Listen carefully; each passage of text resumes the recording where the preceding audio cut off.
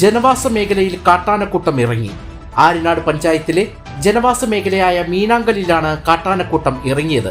Meenankal Mannathippara Pannikkuzhi rubber തോട്ടത്തിൽ 2 ആനകളും ഒരു കുട്ടിയാനയുമാണ് ഇറങ്ങിയത്. വനമേഖലയോട് ചേർന്നുള്ള റബ്ബർ പുരയിടത്തിലാണ് ചൊവ്വാഴ്ച രാവിലെ 6 മണിയോടെ ആനകളെ കണ്ടത്. ഇതിന് സമീപം ജനവാസ മേഖലയാണ്.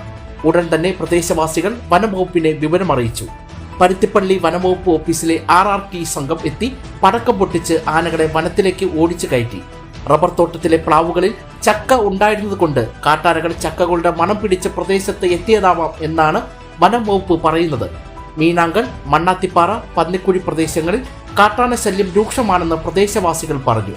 കാട്ടാനകൾ ജനവാസ മേഖലയിൽ ഇറങ്ങാതിരിക്കാനുള്ള നടപടികൾ വനം വകുപ്പിന്റെ ഭാഗത്തുനിന്ന് ഉണ്ടാകണമെന്ന് നാട്ടുകാർ ആവശ്യപ്പെട്ടു.